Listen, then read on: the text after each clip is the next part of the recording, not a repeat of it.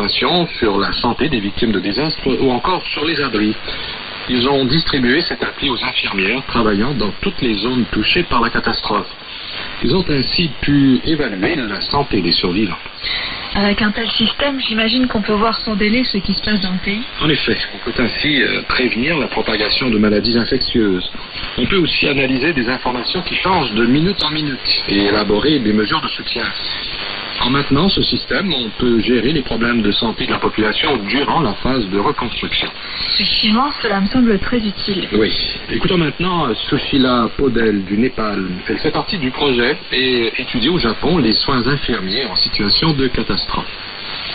In Nepal, we are still lacking why we need disaster preparedness. We are just Au Népal, les connaissances liées à la prévention des désastres sont insuffisantes.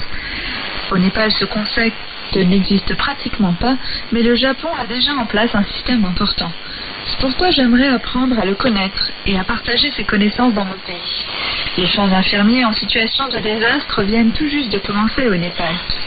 Hiroko Minami est l'une des fondatrices de la Société mondiale des soins infirmiers en situation de catastrophe. Elle a été modératrice lors d'une session. Les